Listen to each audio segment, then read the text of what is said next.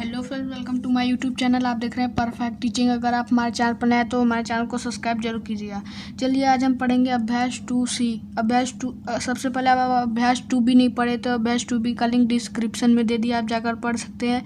चलिए अभ्यास 2C का पहला प्रश्न देखते हैं। पहला प्रश्न है, अपनी अभ्यास पुस्तिका में गुणन संक्रिया के प्रगुणों के आधार पर निम्नलिखित कथनों में रिक्त स्थानों की पूर्ति कीजिए।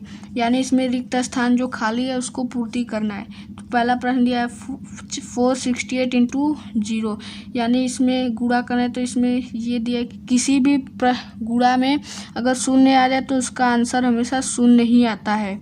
यानी इसका आंसर हो जाएगा शून्य, क्योंकि किसी भी संख्या में अगर शून्य से गुणा किया जाए तो उसका आंसर शून्य आएगा। इसका आंसर हो जाएगा दूसरे का आंसर हो जाएगा। दूसरा प्रश्न दिया है 8976 इंटू 5432 इक्वल टू, यानी इक्वल टू के बाद ये दे दिया, ये वाला संख्या यहाँ पर लिख दिया और इंटू देकर ये वाला संख्या नहीं दिया है। तो यानी अगर बीच में इक्वल टू आ जाए, ये संख्या दिया तो इस संख्या को लिख देंगे, यानी 8976। ये हो जाएगा हमारे इस प्रश्न का आंसर। अब चलते हैं तीसरे प्रश्न की ओर। तीसरे प्रश्न में क्या पूछा है, दिया है 8973 को 1 से गुणा करना है।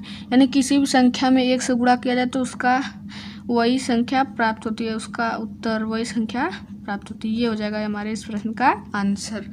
अब चलते हैं हम अगले दूसरे प्रश्न में। दिया है निम्नलिखित का गुणनफल उचित प्रगुण का प्रयोग उनके करके ज्ञात कीजिए। यानी इन सभी में उचित गुणा कर आंसर लिखना है यहाँ पर। तो आप साधारण जैसे गुणा करते हैं उस तरह कीजिएगा। मैं डायरेक्ट आंसर लिख दे रहा हूँ। ये हो जाएगा 283400। ये हो जाएगा पहले प्रश्न का आंसर। दूसरे प्रश्न का आंसर हो जाएगा 2,63,200। ये हो जाएगा दूसरे प्रश्न का आंसर। आप स्टेप बाय स्टेप कर लीजिएगा, जैसे आप इंटू करते हैं मल्टीप्लाई उस तरह कर लीजिएगा। ये हो जाएगा इस। अब चलते हैं हम तीसरे प्रश्न की। इस अभ्यास का लास्ट प्रश्न है। इसमें क्या दिया है, वितरण प्रगुण का प्रयोग करके निम्नलिखित में से प्रत्येक का गुणनफल ज्ञात कीजिए। यानी इसमें सभी का गुणा कर वही प्रश्न है। तो सबसे पहले इसको भी आप गुणा कर लीजिएगा। मैं डायरेक्ट आंसर लिख दे रहा हूँ। ये हो जाएगा इस प्रश्न का आंसर। यानी ये हो जाएगा 4,90,896। ये हो जाएगा इस प्रश्न का आंसर। दूसरा प्रश्न क्या दिया है, दूसरे प्रश्न का आंसर हो जाएगा,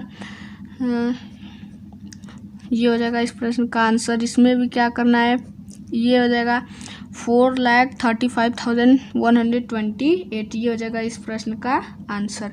दूसरे प्रश्न में क्या दिया है, तीसरे प्रश्न में दिया है, इसका आंसर हो जाएगा 6,34,876।